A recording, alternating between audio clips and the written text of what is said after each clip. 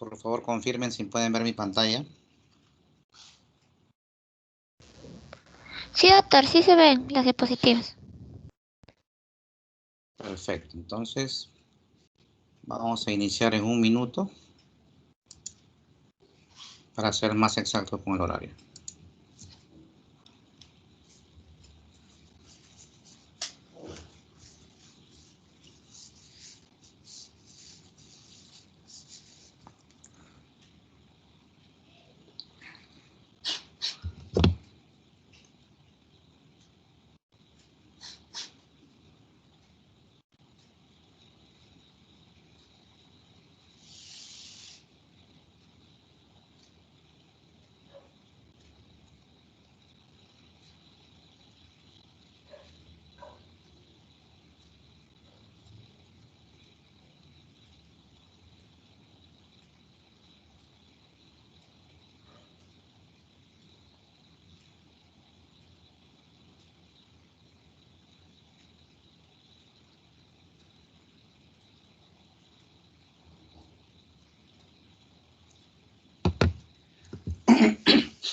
Bien, vamos a iniciar la actividad del día de hoy. Como les comentaba la vez anterior, vamos a tratar de, en esta reunión, tener, digamos, un resumen de cómo enfocar correctamente el uso de antimicrobianos, porque vemos con mucha frecuencia, incluso en médicos especialistas, que están abusando de antibióticos, tratando procesos virales con antibióticos de amplio espectro y obviamente esos usos inadecuados generan alta resistencia, ¿no? Entonces realmente es preocupante y este tema debería darse en toda la Facultad de Medicina, en el capítulo de infectología como primera clase, para tener, digamos, un orden en el tema de cómo enfocar los antibióticos, porque si no lo corregimos a nivel de pregrado, en las colegas de posgrado va a ser bien difícil que puedan cambiar los malos hábitos de uso de antibióticos. Entonces vamos a iniciar esta presentación y entonces hay algunos criterios para considerar como un uso correcto o racional de antimicrobianos o de antibióticos, y estos implican varias características que vemos en la diapositiva. Uno de ellos es elegir bien el antibiótico. Entonces, ¿a qué me refiero con eso? Lo aclaramos con un caso clínico sencillo. Una paciente mujer de 20 años de edad que tiene disuria, polaquiuria, no tiene síntomas generales como fiebre, tiene un urocultivo, sale positivo a Escherichia coli, y entonces el diagnóstico de esa paciente es una cistitis aguda. La pregunta para el grupo: ¿ustedes prescribirían doxiciclina en ese contexto? ¿Qué dicen?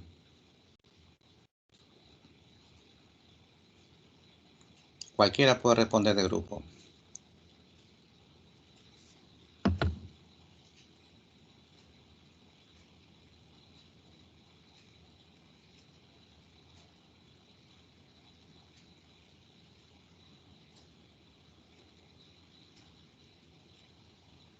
¿Alguien puede responder la pregunta? Una cistitis es una mujer joven sin comorbilidades, ¿sí?, que presenta una infección urinaria baja, una ITU no complicada. La pregunta es si ustedes usarían doxiciclina en ese contexto. ¿Alguien puede responder?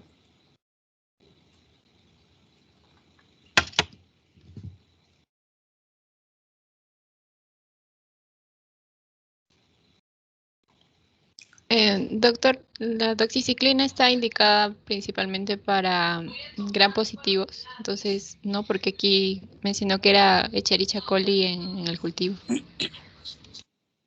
Ojo que la doxiciclina es una tetraciclina, ¿sí? No se confundan con la dicloxacilina. La doxiciclina es una tetraciclina que tiene cobertura efectivamente con gram positivos, pero también con algunos gram negativos, ¿sí? Pero la pregunta es, ¿lo usaría en ese contexto? Según usted dice que no. ¿Alguien está en desacuerdo con su compañera? Se encuentra Leguía Zúñiga Imi.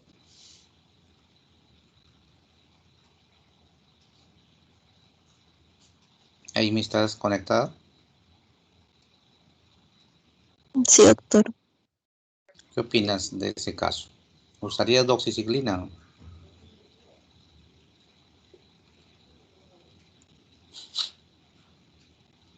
En este caso, no, doctor. ¿Ya? ¿Cuál es el motivo? ¿Por qué no lo usarías? Porque por infección por Escherichia coli buscaría tal vez otro antibiótico que abarque más ese tipo de bacteria, porque la doxiciclina creo que lo utilizan también para ITS de como em, infecciones por mm, clamidia, creo, y creo que no usaría en ese caso exactamente doxiciclina.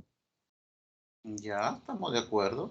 ¿Y qué antibiótico sugiere específicamente para tratar esta ITU por Escherichia coli?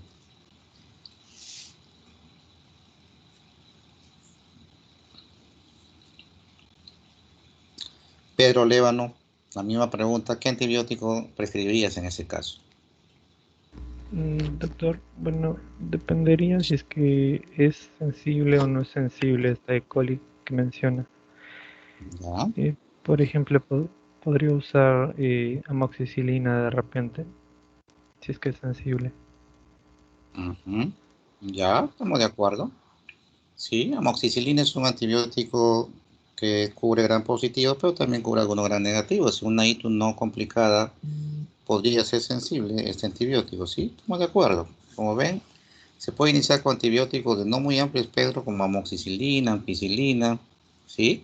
Nitrofurantoína, etcétera. No necesariamente una ITU baja, pues van a indicar ceftriaxona, ¿no? Eso sería un crimen, salvo que salga una cepa resistente, cosa que no es muy frecuente en una ITU no complicada de la comunidad. Entonces, a eso me refiero, porque la doxiciclina está hecho efectivamente para gran positivo y gran negativo, pero principalmente son para agentes intracelulares, ojo. Por eso es que se usa como clamidia, por ejemplo, micoplasma, son sensibles a doxiciclina porque son intracelulares, igual que brucela, ¿sí? Entonces, eso es lo que tienen que ustedes saber, y eso ya lo saben, de hecho ya lo han visto en cursos anteriores, pero no lo recuerdan y no lo revisan.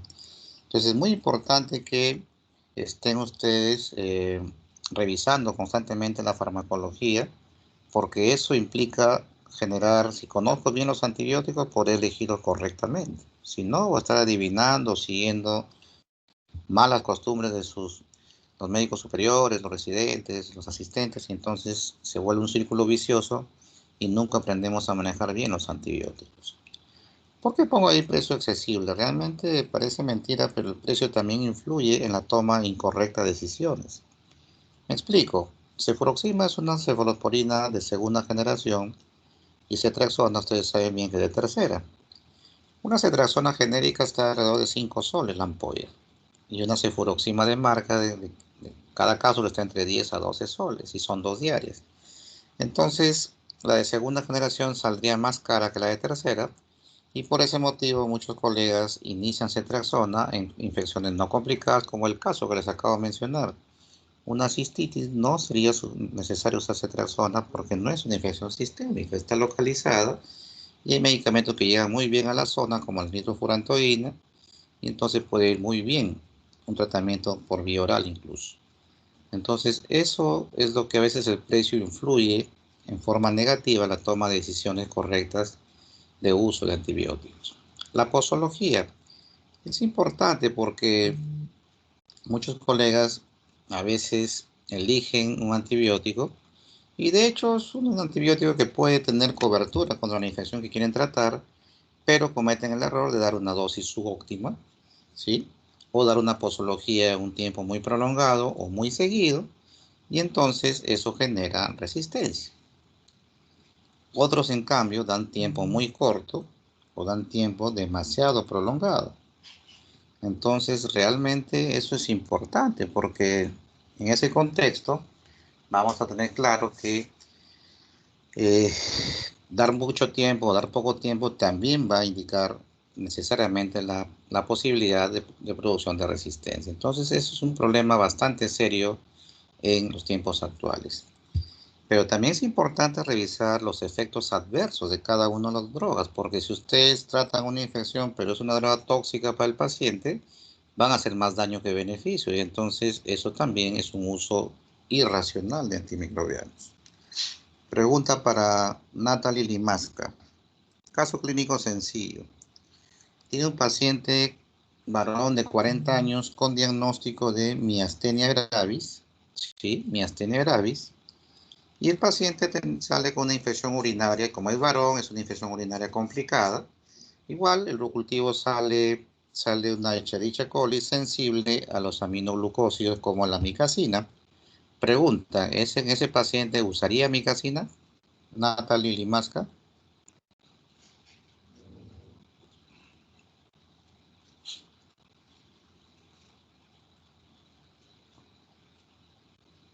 ¿Está presente? Natalie.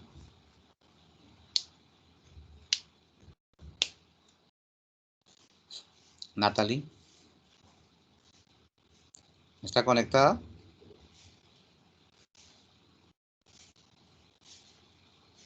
Ojo que esta presentación está siendo grabada y entonces los que no están conectados obviamente va a influir en su nota. Y el que no responda con mayor razón. Si está conectado y no responde, pues está haciendo otra cosa. Bien. Carla Loaiza, la misma pregunta.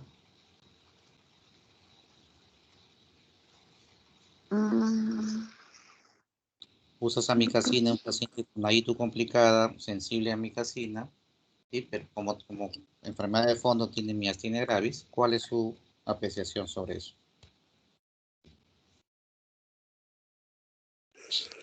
Habría que evaluar, doctor, la farmacocinética de la micacina. ¿Qué va a evaluar?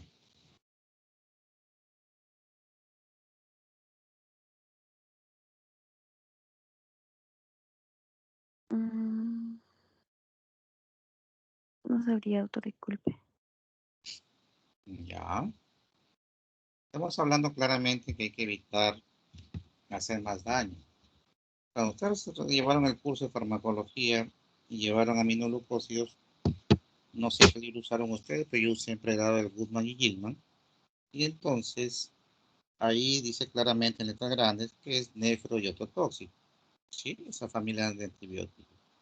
En las letras más chiquitas van a ver que existen otros efectos secundarios y entre ellos es producción de bloqueo neuromuscular. Y si el paciente tiene miastenia gravis, obviamente van a hacer más daño, puede haber paro respiratorio. Por ese motivo, en este caso específico, el paciente no debe recibir amicacina. Y eso parte de mis conocimientos básicos. Miren, si ustedes no están repasando farmacología, no harán un uso correcto de antibióticos porque no saben qué efectos tienen a nivel del paciente. Entonces, podrían generar más daño que beneficio y ojo que cada vez hay más denuncias por mala praxis. Así que tengan mucho cuidado en ese tema. Estén revisando constantemente sus textos de farmacología. Y entonces, yo les pregunto, ¿será posible hacer un uso correcto de antibióticos si desconozco la farmacocinética y farmacodinámica de los antibióticos? Es decir, lo que la droga hace al cuerpo y lo que el cuerpo le hace a la droga, respectivamente. ¿Será cierto eso que puedo hacer? Como ustedes han visto, no estoy conociendo. Yo debo saber cuál es el grado de absorción por vía oral, cuál es el metabolismo, si es hepático, es renal, cómo se distribuye, se une proteínas o no, ¿sí? Cuál es el metabolismo, cuál es la excreción. Todo eso tienen que saber, porque ya lo han visto, pero no lo recuerdan, porque no lo revisamos constantemente.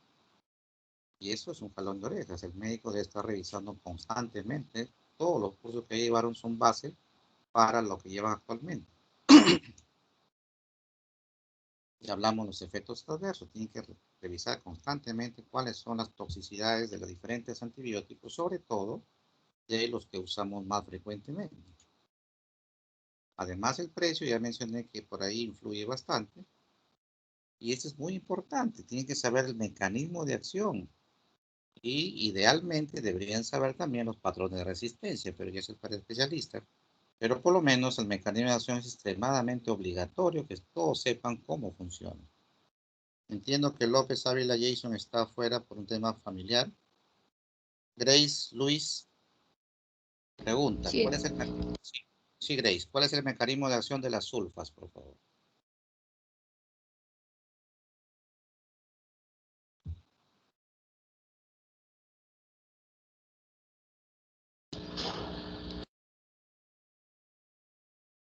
Sí, Grace. ¿Recuerdas? Recuerdo que influyen en el metabolismo, pero el mecanismo exacto no, doctor.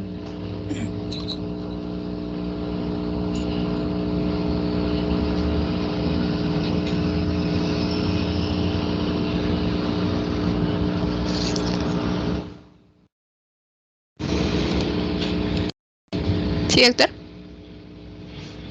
Ah, es tu micro, hay una interferencia ahí. Listo. Jesús Luna, la misma pregunta. Mecanismo de acción de las sulfas. Si no me equivoco, doctor, también intervienen en la síntesis del ADN de la bacteria. No sé si estoy seguro que compiten con los folatos para que no haya una posterior síntesis de ADN y la bacteria no se pueda replicar. Actúa como un bacteriostático principalmente. Definitivamente no. Nada con el ADN. Los que actúan a nivel de ADN son los quinolonas y las rifamicinas, no las sulfas. Algo tiene que ver con el ácido fólico, sí, pero como médicos tienen que saber la reacción exacta. ¿Se dan cuenta cómo un antibiótico casi tan antiguo como la penicilina no sabemos cómo actúa? Entonces, ¿cómo queremos prescribir antibióticos de reciente aprobación si es que no conozco ni siquiera los más antiguos? Y no me pueden decir solamente como respuesta inhiben el ácido fólico, porque esa no es una respuesta correcta de un médico. El médico tiene que decir que las sulfas son análogos estructurales, por lo tanto, antagonistas competitivos del ácido paraminobenzoico, el PABA, que utiliza la bacteria para la síntesis de ácido fólico. ¿Sí? Eso es lo que tiene que responder. Y entonces, miren cómo estamos el nivel. Nuevamente insisto, se empieza a preguntar por antibióticos antiguos y no sabemos las sulfas que lo usamos a cada rato. Entonces, ¿cómo voy a preguntarle cosas de drogas más modernas? Recapaciten y empiecen a revisar. Y yo les dije a la delegada que revisen los mecanismos de acción para esta clase, pero si les dijo, no lo han hecho la mayoría. Y eso estamos muy mal. Ojo. Alternativas. Resulta que a veces uno llega al diagnóstico, sabe cuál es el tratamiento de elección, pero, oh sorpresa, la droga no está disponible en el país, o es muy costosa, o el paciente es alérgico, o por algún motivo no puede recibir la medicación de elección. Entonces yo debo saber cuál es la alternativa. Pregunta para Efraín Malpartida. ¿Cuál es el tratamiento de elección en la toxoplasmosis? ¿Te acuerdas, Efraín?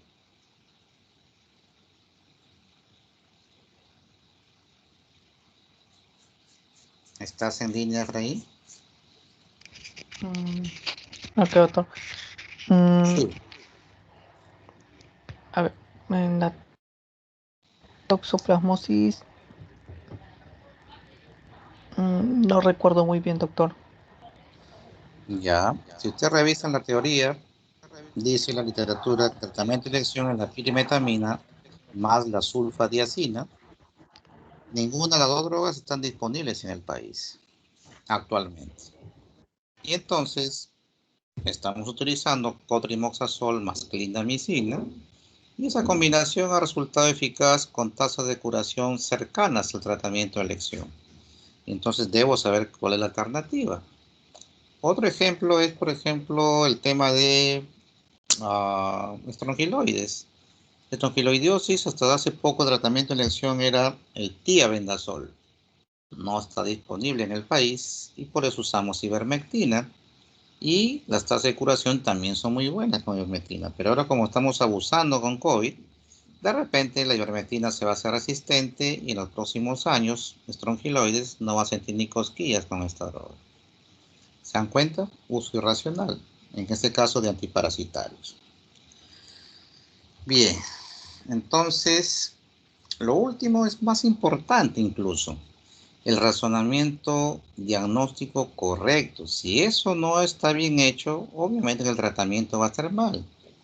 Pregunta para Piero Matos. ¿Estás conectado, Piero? Sí, doctor. Ya, caso clínico sencillo. Tú eres un médico general ya titulado, tienes tu consultorio particular, llega un joven de 28 años que refiere tos seca, odinofagia y sensación de alza térmica de 3 días de evolución. Lo examinas y le encuentras una faringe congestiva, eritematosa. Y entonces la pregunta es, ¿qué antibiótico prescribes en ese caso, Piero?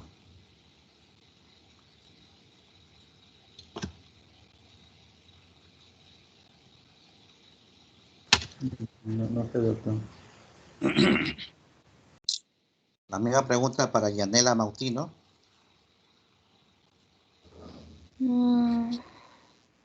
Bueno, si es una faringitis, una amoxicilina. Ya. Bien, miren, eso es un error bastante frecuente. En los casos clínicos que les acabo de decir con esas características, en el 80% de los casos es de etiología viral y por lo tanto no debería recibir antibióticos. Antiinflamatorio, analgésico, de repente un antihistamínico si es que hay congestión nasal. Ese es el tratamiento. Ningún antibiótico debe ser prescrito ahí, porque el 80% de las infecciones respiratorias altas son virales y solo el 20% pueden ser bacterianos. De tal manera que en ese porcentaje el paciente debe salir con una receta con antibióticos. Pero es a la inversa. En la práctica diaria, el 80% de estos cuadros salen con una receta que incluye por lo menos un antibiótico. Ese es un uso incorrecto porque el razonamiento diagnóstico está mal hecho. Es una faringitis viral. Igual pasa con las diarreas. Cualquier diarrea de frente o le dan sulfa, que ya no sirve para diarreas, o le indican cipro, y eso es incorrecto porque el único episodio diarreico que requiere antibióticos son las diarreas disentéricas, es decir, las que tienen moco o sangre. Y entonces es un error muy frecuente que hacemos diariamente. ¿Se dan cuenta cómo estamos con el problema de las definiciones farmacológicas? Estamos mal, doctores. Blanca Medina, ¿qué es el MIC? Y no estoy diciendo solamente la definición que está acá arriba, estoy señalando, no la definición de las siglas, sino cómo se entiende el MIC, qué es para usted el MIC. Y eso ya lo han visto también. Cuéntame, Blanca. Doctor, ¿se me escucha? Disculpe. Sí, ¿no? Sí, te escucho bien.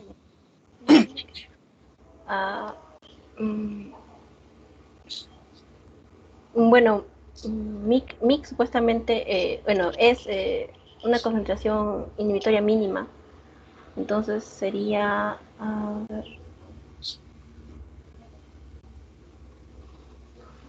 bueno, en este caso, más que lo usaríamos como una referencia o para lo que es la concentración. ¿Sería? Ok.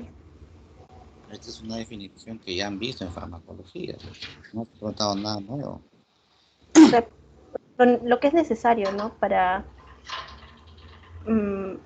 poder eliminar el microorganismo. Definitivamente que no. Catherine Mejía, la misma pregunta. ¿Qué es el MIC?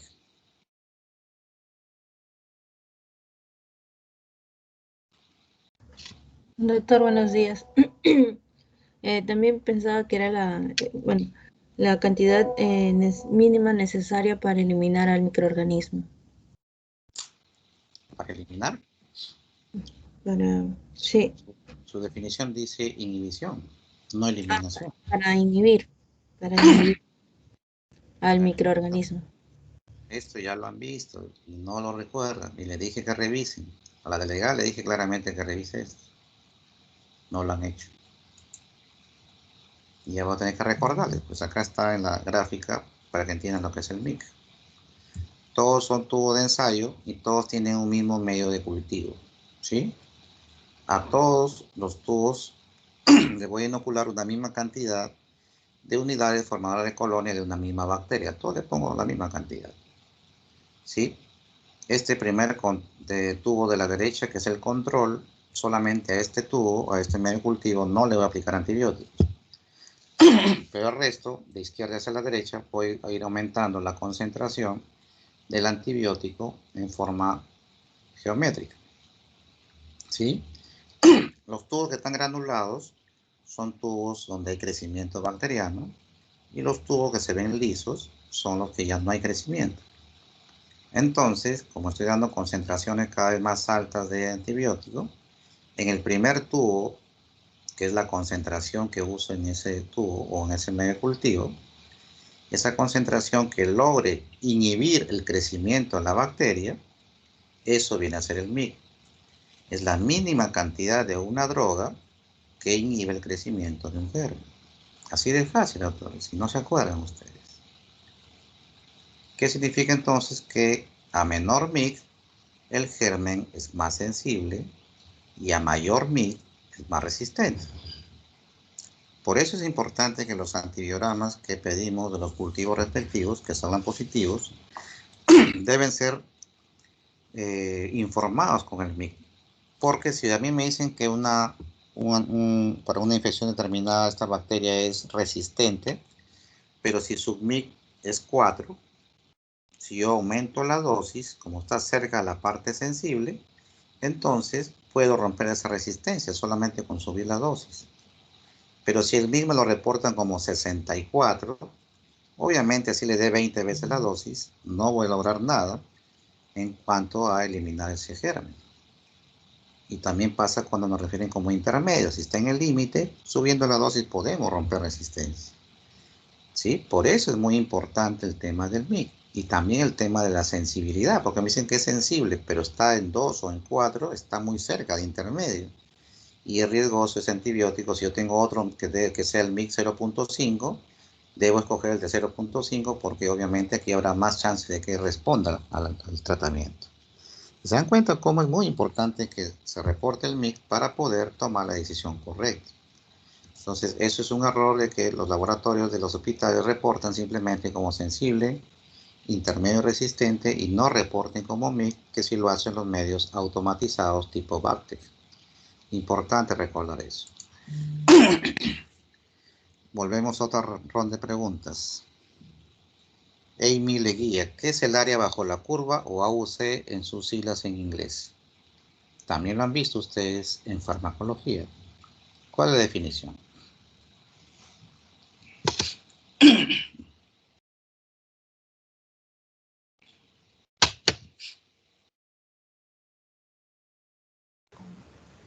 Recuerdo, doctor, que esto estaba en función al tiempo al cual un antibiótico tenía una mejor acción. Algo así.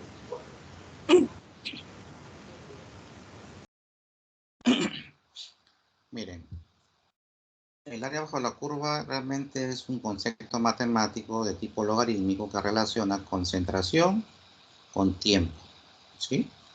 Entonces, la idea es que si yo doy una dosis de un antibiótico, este va a llegar hasta alcanzar una concentración máxima y luego, por efecto del metabolismo hepático, renal o el que fuere, va a empezar a disminuir progresivamente y si no hay una segunda dosis, va a llegar a ser 0 finalmente en la sangre. Se supone que esta línea roja viene a ser el MIC. Entonces, todo el tiempo en el cual la droga tiene una concentración por encima del MIC, pero por debajo de la concentración máxima, esto viene a ser área bajo la curva. Y entonces, en teoría, si yo logro que el paciente tenga más tiempo la concentración del antibiótico en la sangre en esta área, obviamente voy a tener más chance de que el tratamiento sea eficaz. Pero si yo no logro eso y mantengo concentraciones por debajo del MIC, dará tiempo a la bacteria para hacer mutaciones y por lo tanto resistencia. Entonces es un concepto importante que hay que recordar. Sin embargo, hay un problema, porque esta primera línea punteada viene a ser el MIC. Entonces no solamente basta con lograr concentraciones por encima del MIC, porque si yo logro concentraciones entre estas dos líneas punteadas, esto se llama ventana de selección de mutaciones. Quiere decir que si a pesar de que yo tengo concentraciones por encima del MIC, pero si estoy en estos niveles, todavía hay posibilidad de que aparezcan mutaciones y por lo tanto que haya resistencia. Entonces yo debo lograr concentraciones mayores por encima de esta línea punteada y por debajo de la concentración máxima. Si logro que la droga esté por estos niveles, en esta área, aquí hablamos de concentración de prevención de mutaciones. Es decir, que estando la concentración de la droga a este nivel, aquí sí hay mínimo o quizás cero riesgo de que haya mutaciones y por lo tanto que haya resistencia. Por eso la tendencia actual es a dar la mayor cantidad de droga posible, incluso con dosis de ataque mayores, para lograr concentraciones más altas, para lograr estar en este nivel y no en este nivel donde podría haber todavía posibilidad de resistencia. Eso acuérdense, doctores, siempre acuérdense. La resistencia bacteriana es un concepto dinámico, no es estático. Me explico. Ustedes acá tienen el resultado del cultivo, saben qué antibiótico es sensible y dan el tratamiento. Pero se les ocurre dar una dosis subóptima y logran que la droga llegue solamente a estos valores. Y durante el tratamiento, el germen hizo resistencia y el paciente se murió. Y ustedes dicen, ¿pero qué pasó si le da el antibiótico correcto? Pero al no dar la dosis correcta, no llegaron a estos valores. Entonces, durante el tratamiento, el germen que era sensible terminó siendo resistente y mató a su paciente. Esto ténganlo claro también, doctores. Hay antibióticos que son tiempo dependiente y concentración dependiente. También deben saberlo.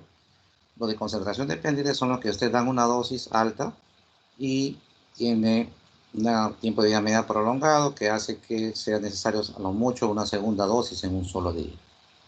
Pero los que son tiempo dependientes tienen un tiempo de vida media muy corto, de tal manera que ustedes dan una primera dosis y rápidamente cae la concentración y obliga a dar una segunda dosis rápidamente, como cada 4 o cada 6 horas, para lograr valores por encima del MIC y por encima de la concentración de prevención de resistencia.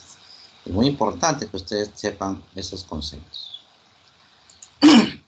Y otro concepto más, y eso también deben saberlo porque lo han visto en farmacología, yo lo he llevado y ustedes tendrían que saberlo también. Pedro Lévano, ¿qué es el efecto postantibiótico? O PAE, como dice acá. No lo sé, doctor. Ya. Natalie Limasca, ¿qué opinas? ¿Qué es el PAE o efecto postantibiótico?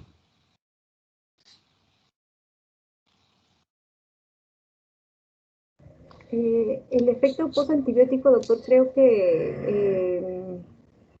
se refiere al tiempo o el tiempo que va a demorar el microorganismo en recuperarse. No tienen ni la más mínima idea, doctor. Miren, una droga, como hemos visto en las diapositivas anteriores, recibe una sola dosis y en el recurso del tiempo va bajando su concentración. Cuando la concentración de la droga bajó al 50%, eso se llama tiempo de vida medio, ¿sí? Y entonces, el efecto postantibiótico es aquel antibiótico que sigue actuando con su efecto bactericida o bacteriostático, dependiendo qué antibiótico es, pero sigue actuando a pesar que ya pasó su tiempo de vida medio, o sea, su concentración ya bajó a la mitad, pero sigue actuando como si estuviese con la dosis completa. Y por esos datos farmacológicos es que se puede hacer algunas variaciones en la posología. Me explico, el aminoglucósido, por ejemplo, la micacina, su tiempo de vida medio es cercana a las 12 horas, por eso la dosis es 500 cada dosis. Pero como tiene efecto postantibiótico prolongado, lo damos 1 gramo cada 24. Esa es la explicación, por qué se da así. Pero miren, en el caso de los oligopéptidos como la vancomicina, son generalmente tiempo dependiente, ojo. De tal manera que la dosis recomendada de vancomicina es 500 miligramos cada 6 horas, por ser tiempo dependiente. Pero como tiene efecto postantibiótico prolongado, estamos indicando 1 gramo cada dosis. Y como ya les dije que hay que alcanzar concentraciones muy altas, ahora se sugiere dar una dosis más alta de inicio, como 1.5 o 2 gramos en dosis única, y luego dar 1 gramo cada dosis recién. Pero eso es parte de estos conocimientos farmacológicos, no es porque a uno se le ocurre o inventa dar esa dosificación. Ojo. Sin embargo, esto no se puede dar en todos los casos. Las penicilinas, por ejemplo, como la ampicilina, la G-sódica, ¿sí? Se dan cada 6 horas o cada 4 horas y no se puede cambiar esa posología porque tiene un efecto postantibiótico corto o ninguno. Y por eso tiene que ser cada 4 horas o en todos los casos cada 6 horas. Cada 8, cada 12 no sirve y va a haber resistencia con toda seguridad. Y eso tienen que saberlo para dar la dosificación y la posología correcta. Por eso es importante, doctores, saber esto. No les digo porque quiero molestarles la vida, sino porque es parte de su formación y van a tener que dar antibióticos. Díganme ustedes alguna especialidad que no den antibióticos. Alguien me dirá, bueno, el patólogo. Pero igual, el patólogo le va a pedir hacer algunos estudios ahí de resistencia y va a tener que utilizar antibióticos en el laboratorio, es decir, in vitro, pero igual los va a usar. Y entonces tienen que saber ustedes, tienen que saber cómo utilizarlo. En el tiempo van apareciendo resistencias, y es obvio, pues si aparece un antibiótico nuevo, la bacteria tiene que hacer mutaciones para defenderse de ese nuevo antibiótico y finalmente logra ejercer un tipo de resistencia adecuada y sobrevive.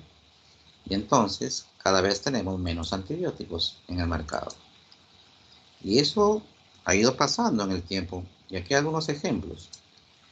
En las épocas que yo estaba en pregrado como usted llevando medicina 2, todas las neumonías por neumococo eran sensibles a la penicilina. Y eso sí hace poco, no soy tan viejo. Pero actualmente ningún neumococo es sensible a penicilina, ojo. Ya no se da, uno estaría loco dando penicilina en una neumonía neumocócica.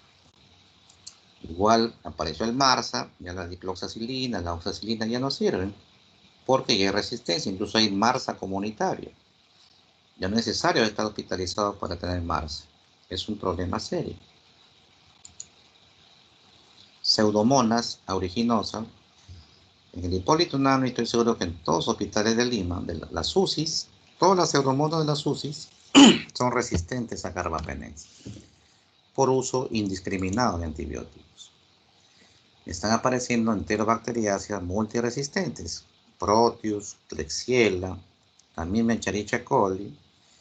Hay resistentes, cepas muy resistentes, y eso es grave actualmente. Enterococos, sobre todo Faecium, ya resistente a vancomicina, y Enterococcus fecalis va camino a ello. ¿Y cómo aumentamos esa resistencia? Por los muchos errores que hacemos.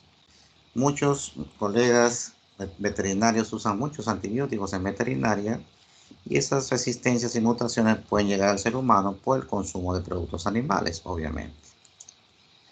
Prescripciones médicas inadecuadas cuando recetamos antibióticos en procesos virales, cuando damos dosis subóptimas, cuando damos muy poco tiempo, cuando damos mucho tiempo.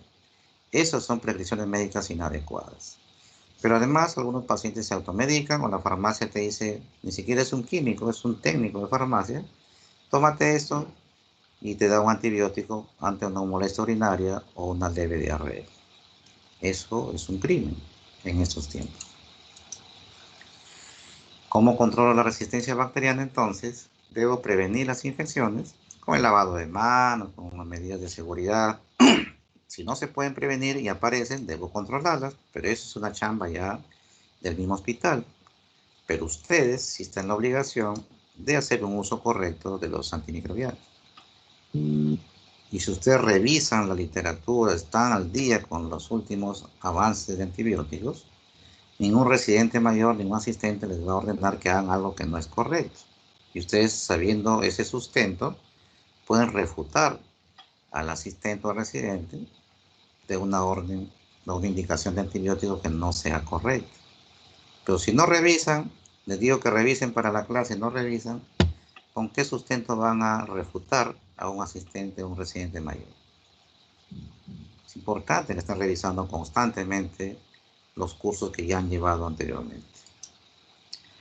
Normalmente en un hospital hay un programa de control de antibióticos que lo pasaremos rápido. Les hago resumen, es un médico, generalmente infectólogo, tiene a cargo el programa, u otro especialista que ha sido entrenado para tal función, tiene un equipo, tiene una enfermera, unos técnicos, y entonces el equipo lo que hace es buscar los antibióticos de reserva, es decir, los antibióticos que tengan más costo, que sean los más eficaces, y esos listados debe ser usado con cierta restricción, de tal manera que si un servicio quiere usar ese antibiótico, tiene que enviar una solicitud al comité, este va y evalúa el caso, y si está de acuerdo, lo autoriza, y si no, debe sugerir una alternativa. Ese es el trabajo del médico de este comité.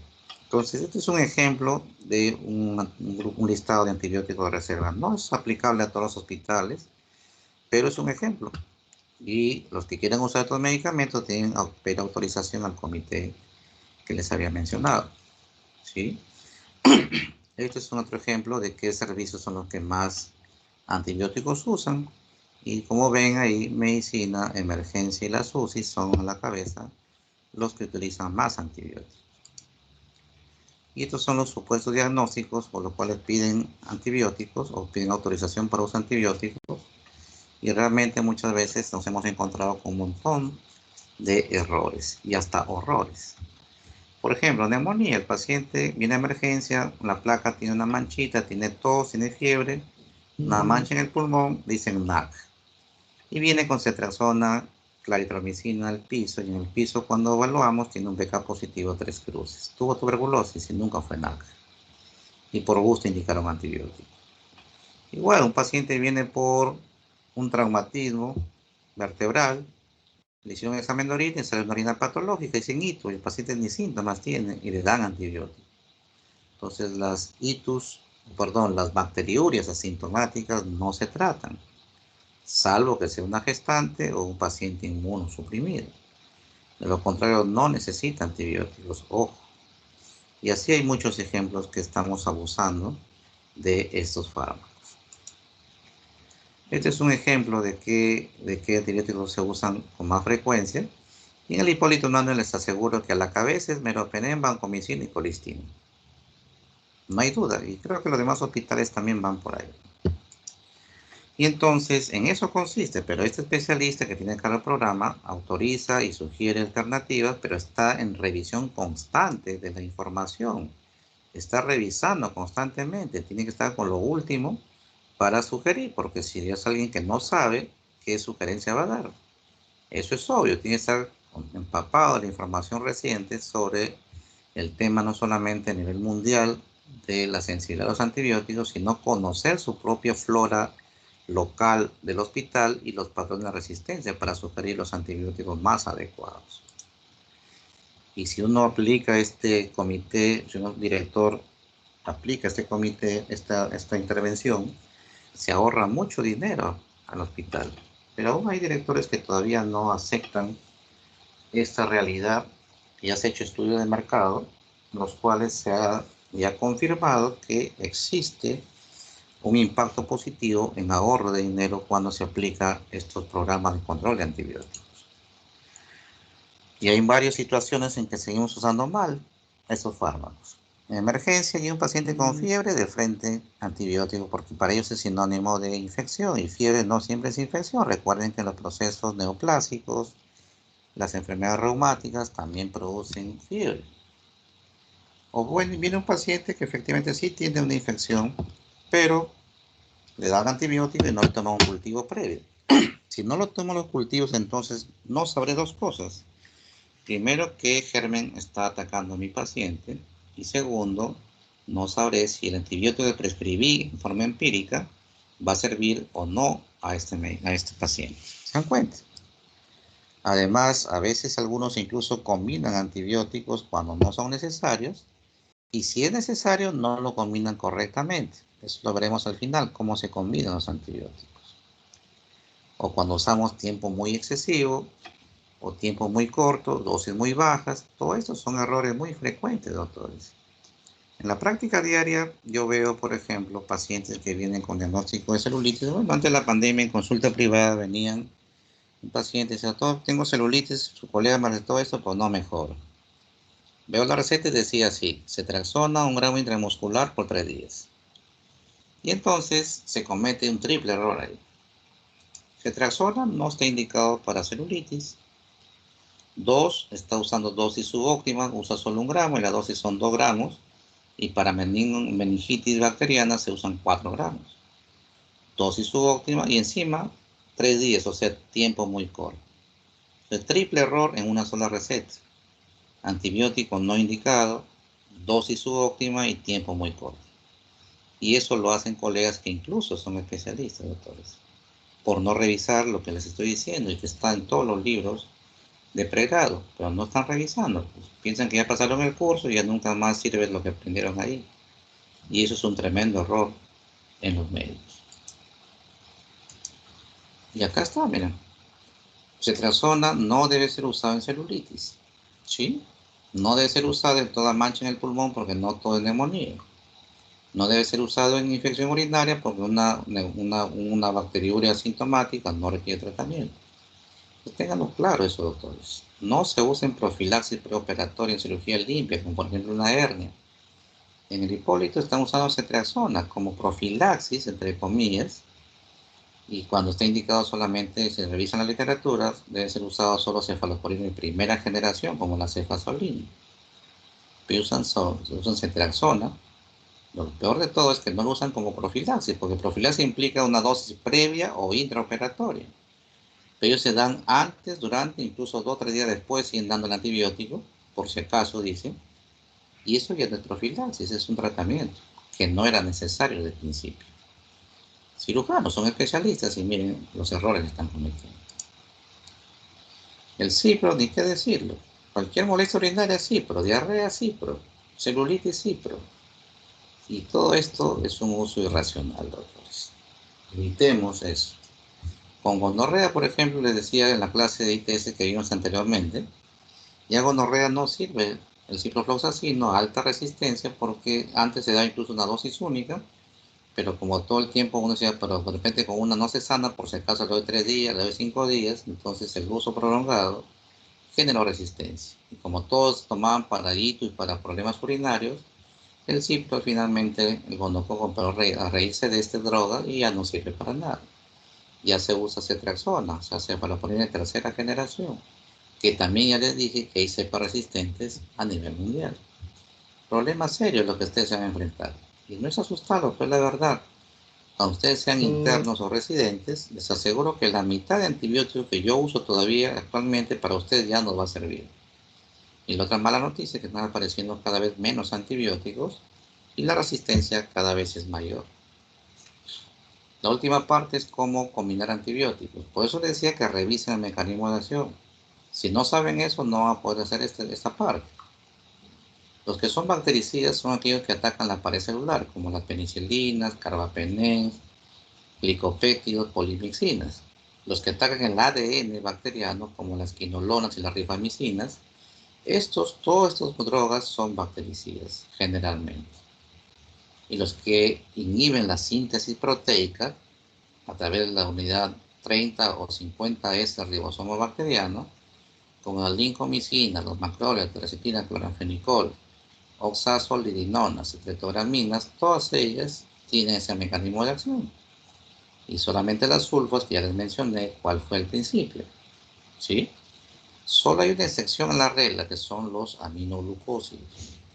El aminoglucósido inhibe la subunidad 30S del ribosoma bacteriano, se inhibe la síntesis proteica. Por su mecanismo de acción debería ser bacteriostático. Esto es un concepto in vitro, pero in vivo se ha visto que los aminoglucósidos son bactericidas. Por lo tanto, los aminoglucósidos deben estar en este grupo o en esta columna. Y eso tienen que saberlo, no memorizándolo, pues se van a olvidar, sino sabiendo el mecanismo de acción, yo puedo saber a qué grupo pertenece. Pero si no saben el mecanismo de acción de las sulfas, ¿cómo van a entender esta parte? Pues, doctores, entiendan eso. Y hay antibióticos que no son tan nuevos, pero quiero manejar esos, pero no sé manejar o no sé cómo actúan las sulfas. Miren, son drogas que no son tan nuevas.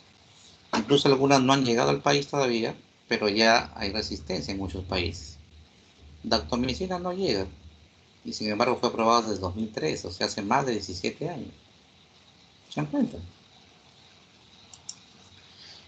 Y aparecen nuevas drogas, doripenem, un nuevo carbapenem, dalbavancina, tela y oritabancina son nuevos glicopéptidos. Sectarolina y cetobiproles son cefaloporinas de quinta generación, ¿sí?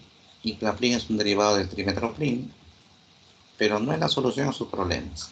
¿Por qué? Porque son miembros de familias ya conocidas. Y por más que vienen con una potencia mayor, al tener el mismo mecanismo de acción, obviamente que las bacterias van a reconocer rápidamente eso, perdón, y es cuestión de tiempo de que hagan resistencia a estas drogas que no son nuevas, son nuevos derivados de familias ya conocidas antiguas y por lo tanto no es la solución a la resistencia bacteriana, porque aparecen cada vez más gérmenes resistentes. Los que están ahí no son los únicos, hay falta de Proteus, E. coli, Stenotrophomonas maltophilia, etc, etc, etc. Muchos gérmenes resistentes que ustedes van a enfrentar con menos herramientas cuando sean internos o residentes. Mala noticia para ustedes. Y entonces, cuando hay una infección grave y sospecho que es una flora mixta o una flora múltiple, entonces debo combinar antibióticos.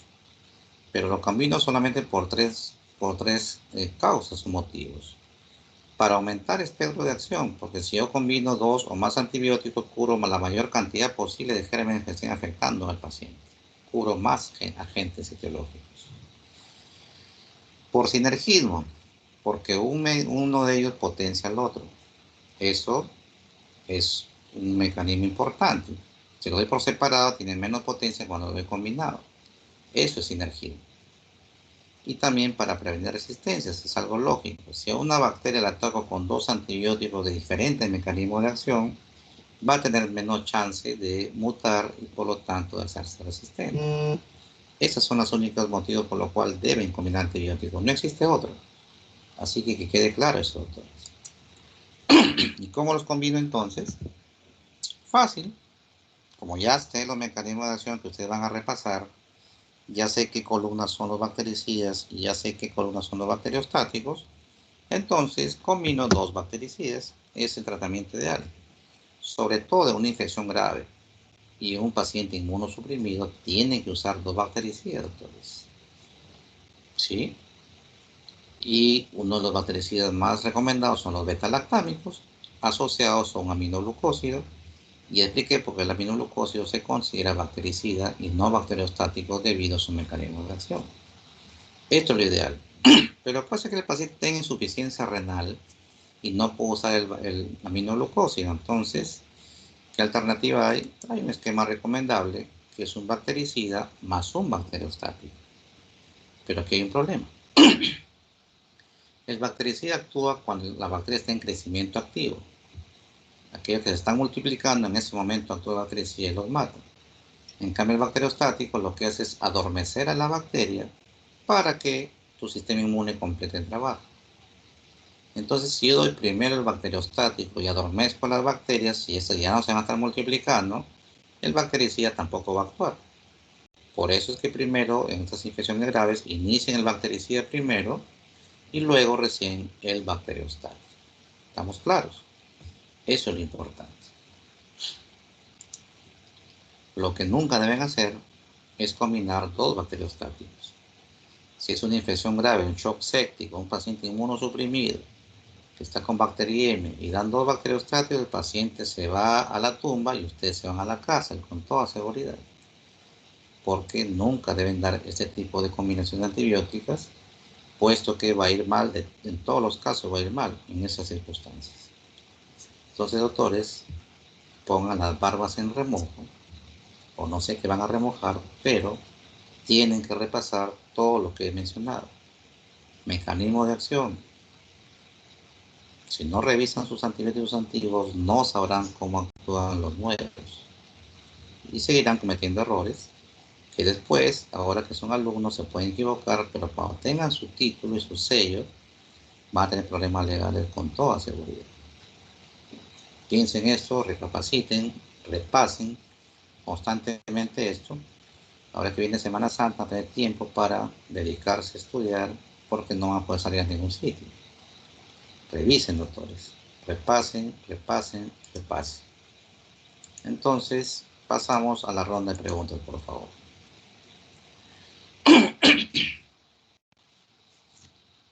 ¿Alguna pregunta?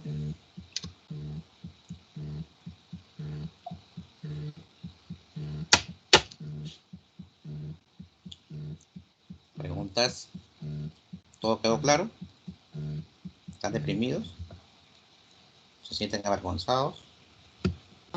Algo tienen que decir, doctores. Estudien. No tienen otra opción. Estas cosas que he mencionado, se les he mencionado a otros alumnos que yo una vez enseñé en otras universidades, y entonces, si ellos sí hicieron caso y ustedes no, en el examen de residencia tendrán serios problemas de desventajas. En el examen de internado, el examen de residencia, el examen para un trabajo, todo ese examen. Y entonces estarán en desventaja si ustedes no asumen correctamente lo que les acabo de decir. Estudien, no para el examen, estudien para toda su vida profesional. El examen es secundario realmente. Bien, ¿alguna pregunta? ¿Quedó claro o no se entendió nada?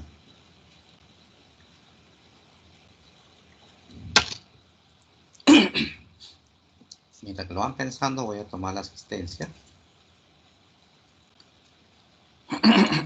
Su compañero que me mencionaron que tiene problemas familiares, por favor, informan que me envíe un correo, ¿sí? Con algún tipo de documento que confirme que su papá está hospitalizado para poder considerar la nota de la práctica. De lo contrario, si no me informan nada, obviamente voy a tener que ponerle una nota desaprobatoria. Avísenme por favor que me mande a mi correo institucional una justificación de sus faltas para poder considerarlo en la nota final. Bien, ¿no hay preguntas?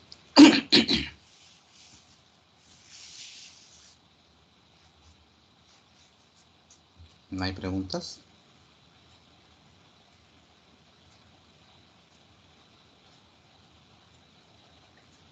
Doctor, Sí.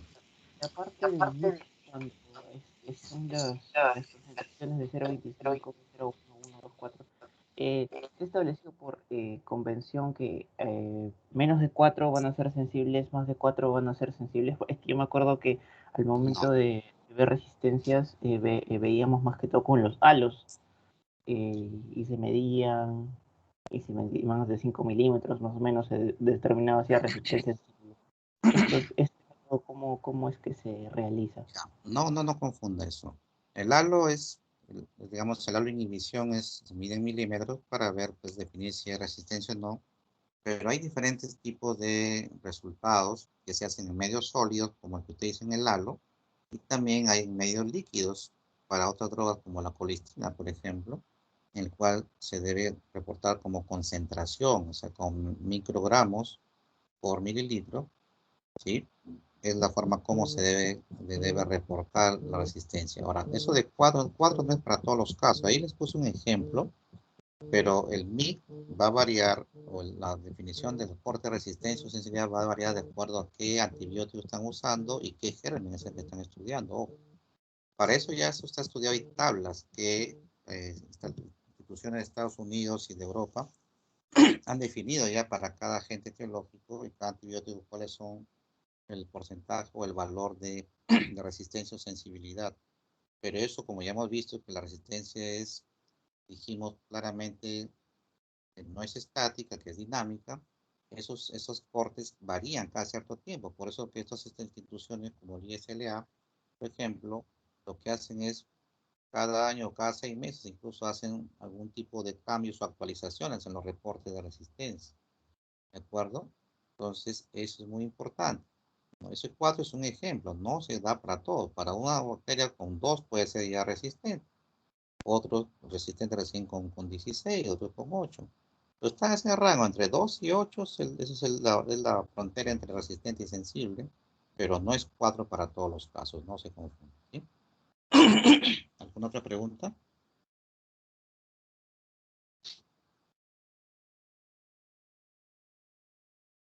Bien, entonces si no hay más preguntas, ya tomé la asistencia. Entonces, la más tardar el día de mañana, la delegada voy a hacerle llegar el caso clínico, porque ahora ya les toca trabajar a ustedes. Hasta aquí fue mi parte. Ahora van a hacer trabajo ustedes, les voy a enviar un caso clínico.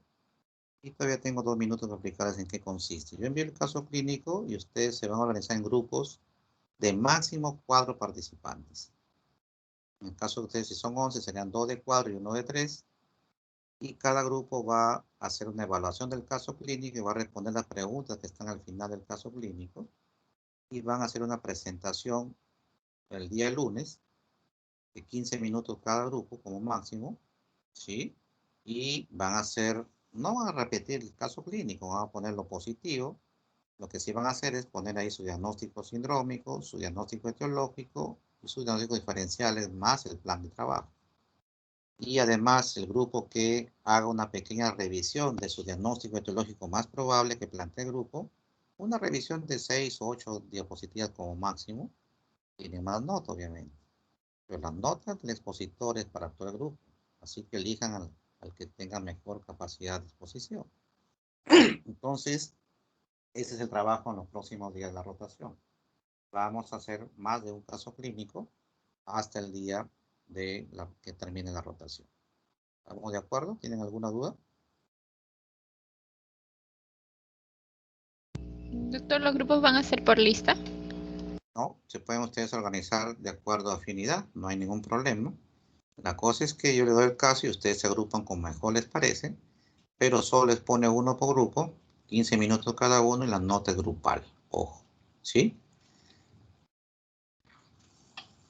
¿De acuerdo?